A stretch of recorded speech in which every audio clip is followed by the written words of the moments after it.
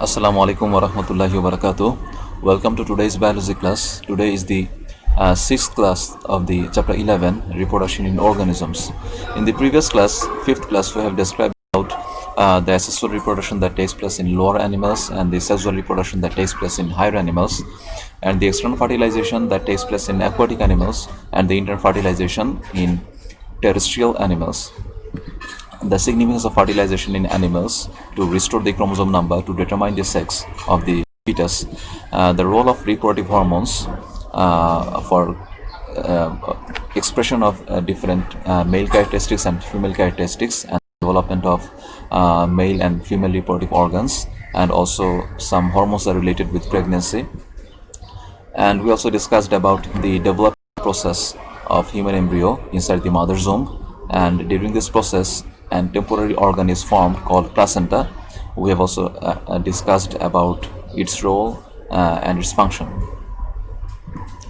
Today at the sixth class we will describe about what is AIDS, statistics of AIDS worldwide, how HIV virus damages the human body, invades into the human body, and route of transmission of HIV, the symptoms of HIV infection, and the treatment of HIV infected patients that is suggested by doctors. At first, here we see a virus called HIV, which is responsible for the condition AIDS. So AIDS is called a syndrome or a set of physical conditions appears in the human body due to the infection of HIV virus. This syndrome was first recognized in 1981 in USA, and the full form of AIDS is acquired immune deficiency syndrome. That means the immune system of the infected patient becomes deficient, becomes weakened, and that is actually acquired. That means the normal immune system is strong enough, but at that condition the immune system is compromised, and that is acquired. That means that is produced later on due to the infection of HIV virus, and this condition is caused by infection with human immunodeficiency virus. We have talked about it earlier. So HIV virus looks like this, and this virus has RNA genome, and it also contains reverse transcriptase enzyme, and these portions are enclosed in a capsid, and also that is again surrounded by a lipoprotein phospholipid layer that is made up of lipid and protein, and it also contains two surface proteins, GP120 and GP41, that means glycoprotein 120 and glycoprotein 41, etc. And this HIV virus contains actually three enzymes or three enzymes. Number one is reverse transcriptase, and it also contains integrase and protease. These three enzymes are essential for the proper function of HIV virus. That is a much more animated one and easy to understand. We see the glycoprotein surface proteins over the envelope, and the RNA genome here, and it contains three enzymes called integrase, protease, and reverse transcriptase. So worldwide statistics. According to the UNAIDS, at the end of 2018, the number of people infected with HIV worldwide is 37.9 million. But according to your book, according to NCTP book, the number of infected persons is more than 23 million. Your English version book has a mistake. There should be 23 million, but mistakenly it writes 2.3 million. But the accurate should be, according to the Bangla version book, it should be 23 million infected people. And among all infected persons, 40% is female, and this syndrome is present in more than 164 countries worldwide. So how the AIDS virus attacks human body? Let's see. At first, the HIV virus that selectively attacks and multiplies within a kind of WBC that is called T helper cell. So when HIV virus enters into the body, then it finds a suitable host. It finds the T helper cell, that is a kind of WBC, and HIV virus selects these WBC as its host. So here we understand that the HIV virus cannot infect other cells, but it can selectively infect the T helper white blood cell, and it goes inside it and multiplies rapidly using the mechanism of the T helper cell own. And, eventually it produces a lot of number of copies of the virus, and then bursts and comes out from the WBC by bursting the WBC or T helper cell. As a result, there is reduced formation of antibody, because we understand that the T helper cell helps in production of antibody inside human body. So when WBCs are destroyed, there is a reduced amount of antibody produced inside the body. As a result, the immune system becomes weak, and the opportunistic infections are done by other pathogenic microorganisms. When the immune system becomes compromised, at that time different bacteria and fungus can easily infect our body and can cause different diseases, for example pneumonia or bronchitis or meningitis, etc. As a result, meningitis, pneumonia, bronchitis, different type of bacterial or fungal infection take place in the body. So if we observe this animation, we can understand how HIV virus enters into the WBC cell and then rapidly multiplies in it. So here we see the HIV virus is coming, and it wants to penetrate inside the T helper white blood cell that is entering. When the surface proteins get attached, recognizes each other, then the T helper cell allows the virus to enter into it. So so the white blood cell, inside the white blood cell, the HIV virus enters, and then the capsid gets disintegrated. So the virus genome is exposed, and so we see that there is two sequence of virus genome, and there are three enzymes: integrase, protease, and reverse transcriptase enzyme. So what happens? At first, the viral RNA genome is converted into DNA by a process called reverse transcription. We know from the chapter 12 that when RNA is produced from DNA, that is called transcription. But if the opposite happens, if DNA is produced from RNA, that is called reverse transcription process.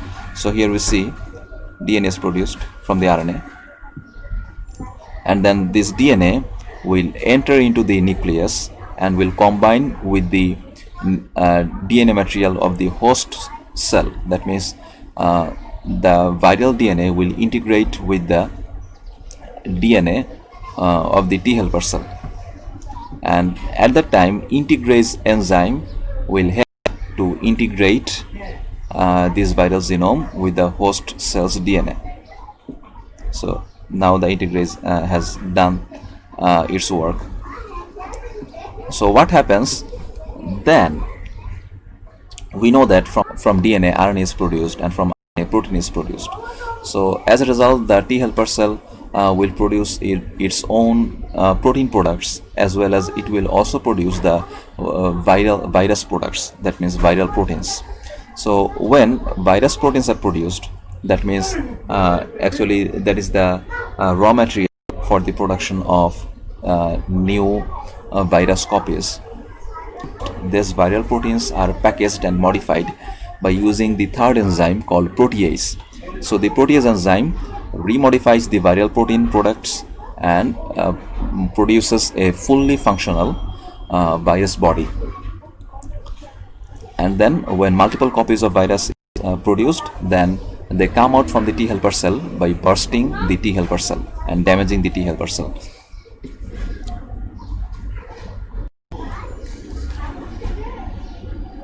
Now we will understand what are the causes, what are the route of transmission of HIV virus. If there is a physical relation of a healthy person with an HIV infected person, then this virus will transmit from the infected person to the healthy person. So by the physical relation, if any liquid from the infected person enters into the body of the healthy person, so by transmission of this liquid, HIV virus will enter into the infected person and will infect the healthy person. And so that means that also includes the blood or semen or saliva. So if blood is transfused from infected person, that will also cause HIV in a healthy person. And breastfeeding of the infected mother will also cause HIV in the healthy child. And if there is organ transplant from an infected person, and sharing use of infected syringe or needles or surgical instruments, even in the salon, hair cutting salon, if there is multiple use of an infected syringe, and if there is a small prick or small incision or cut on the body of a healthy person, then by this small cut or prick, the virus can enter into the body of the healthy person. So what are the symptoms present by HIV infection?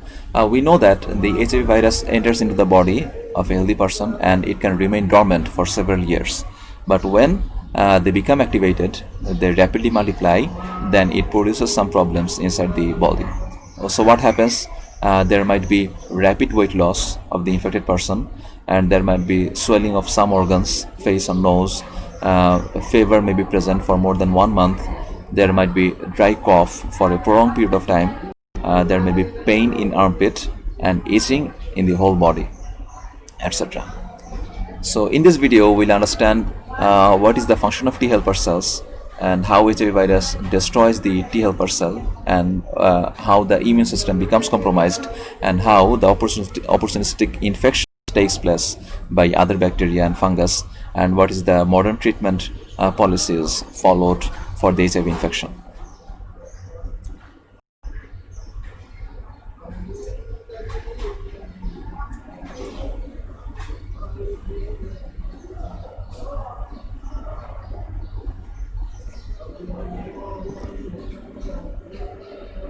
HIV is the human immunodeficiency virus.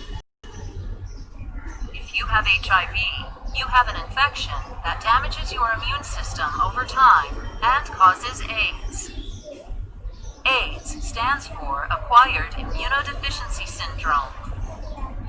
It is the final stage of an HIV infection when your immune system is damaged and too weak to fight off ordinary infections.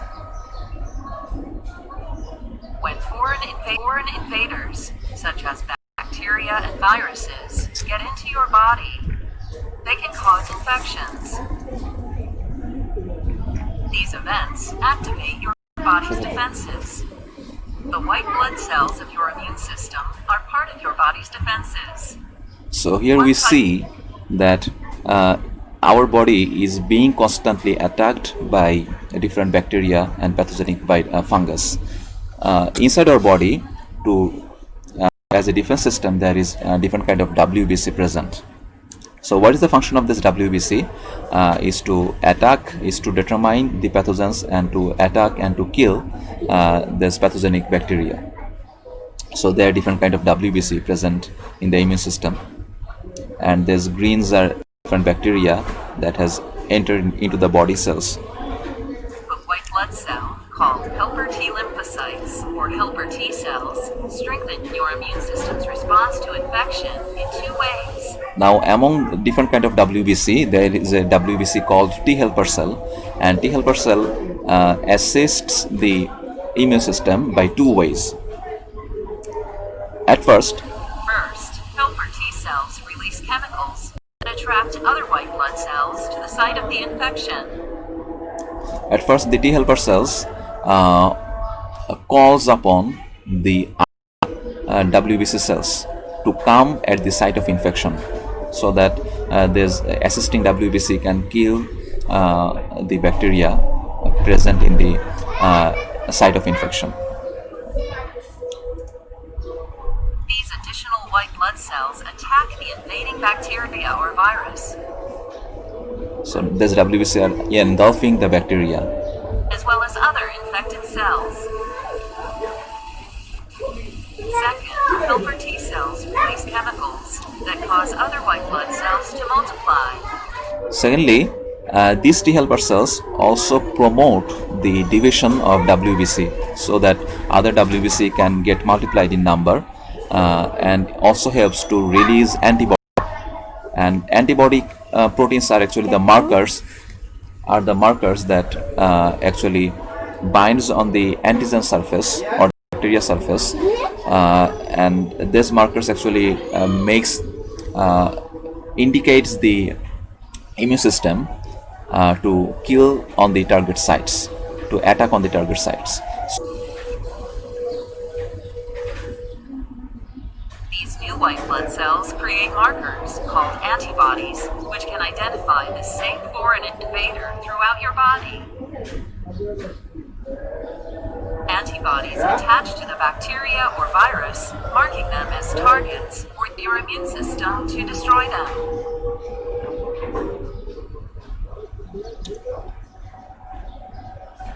If you have HIV, it travels through your blood and other body fluids to infect and kill certain white blood cells.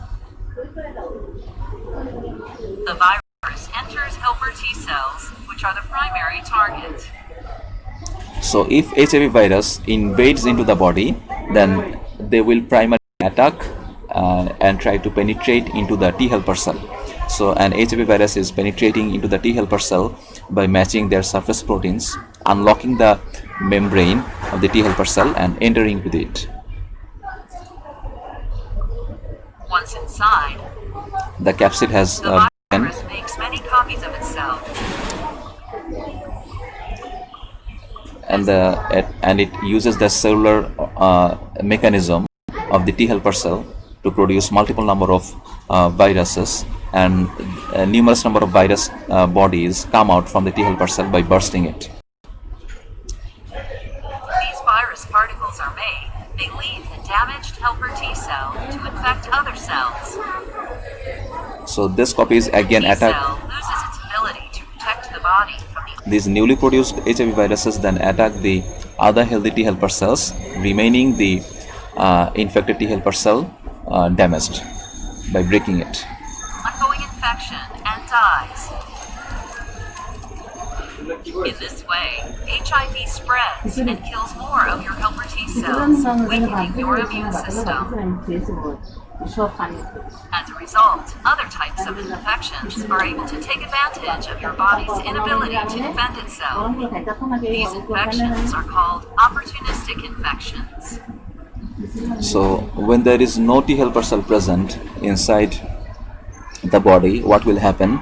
The other opportunistic pathogens or bacteria will be happy enough, and they will come here and rapidly multiply, and there will be no WBC to resist them.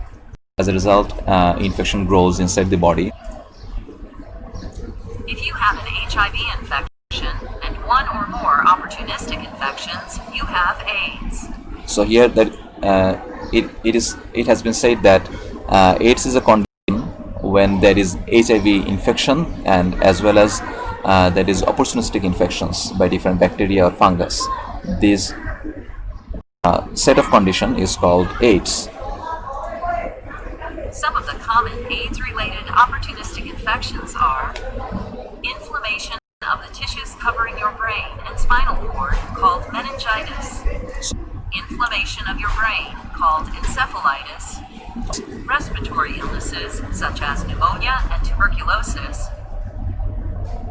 intestinal illnesses such as chronic diarrhea caused by infectious parasites, and cancers such as Kaposi's sarcoma and non-Hodgkin lymphoma. Drugs called antiretrovirals can reduce the amount of HIV in your body. One class of antiretroviral medication. So we say antiretroviral drugs are the medications used against retroviruses. We say that HIV virus is a retrovirus. Retrovirus means the viruses having RNA genome have reverse transcriptase enzyme and reversely produce DNA. So HIV is a kind of retrovirus, and against these retroviruses we use antiretroviral drugs. So antiretroviral drugs can work on different mechanisms. They have different mode of actions. For example, called entry or fusion inhibitors. some drugs are fusion or entry inhibitors. That means these drugs are some chemicals which attaches with the surface proteins GP120 or GP40 of the virus, HIV virus, so that they cannot further attack on the T helper cells. So when their surface proteins are blocked, they cannot attack on T helper cells. They are called fusion or entry inhibitors. Disrupts the HIV infection process by preventing the virus from attaching to your cells. Other classes of antiretroviral medications include reverse transcriptase inhibitors. Some drugs inhibits the function of reverse transcriptase enzyme so that a RNA virus cannot produce viral DNA from RNA. Or protease inhibitors, that means these drugs inhibits the function of protease enzyme of the virus. Or some are Protease inhibitors.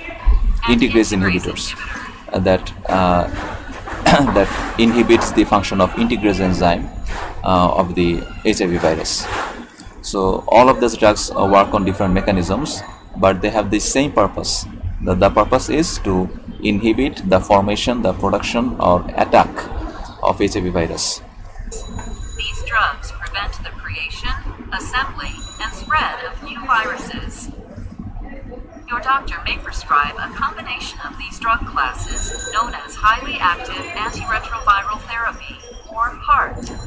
And when multiple number of antiretroviral drugs are used combinedly, this therapy is called highly active antiretroviral therapy, or HART. Antiretroviral medication doesn't completely remove HIV from your body, but slows it down enough to enable your immune system to fight infections.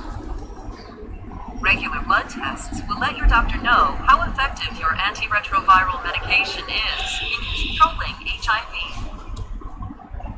So when antiretroviral drugs are applied properly and works properly, the amount of HIV virus particles in the blood remains at low level, so that the person can live apparently healthy lifestyle. The number of helper T cells is high enough in your blood sample, your medication is working. Treatments. So when HIV virus can be suppressed, then there will be normal amount of T helper cells into the blood, so the immune system will remain strong. And what to do to destroy the opportunistic pathogens? Doctors suggest different antibiotics to destroy these opportunistic pathogens. So they are the antibiotic drugs. The opportunistic infections of AIDS are medications specific for each type of infection. For example, your doctor may prescribe antibiotics if you have pneumonia or tuberculosis. Okay, so the treatment of HIV virus ends here. So in this class, what we have learned today, let's revise. We learned what is AIDS. We know that AIDS is a syndrome or a set of condition in human body when the immune system becomes weaker. It is called acquired because the innate or original immune system is become compromised or changed when the body have an infection with HIV. That means that is a later condition, not the original condition. And we have also known the statistics of AIDS worldwide. It has prevailed over 164 countries, and about 23 million people are infected worldwide, and 40% among them are women. And how HIV virus damages human body? We know that HIV virus infects in a kind of WBC called T helper cells. So when T helper cells are destroyed, the immune system becomes weakened, so that opportunistic infections are taken place by different bacteria or fungus, and the person dies and suffers and dies eventually from these opportunistic infections like meningitis or pneumonia, etc. We also discussed about the route of transmission of HIV virus. HIV virus can be transmitted to a healthy person by different ways. At first, if any kind of liquid material is transferred from the infected person to a healthy person, then HIV virus will spread, enter into the healthy person's body. And symptoms of HIV infection is numerous: rapid weight loss, or dry cough for a prolonged period of time, or a fever for a prolonged period of time, or pain in armpit, etc. There are many symptoms of HIV infection. Actually, HIV virus doesn't show symptoms for several years, but after several years of infection, it starts its activity intensely, and the symptoms starts to express. And we have also discussed about treatment of HIV infected patients. Our doctors prescribe antiretroviral combination of antiretroviral drugs called HAART, and they also combined the use of different antibiotic medications. So at the end of this lesson, you have a homework: draw a label figure of HIV virus. And if there is any question remaining, let me know. সবাই ভালো থেকো ইনশাআল্লাহ। আসসালামু আলাইকুম।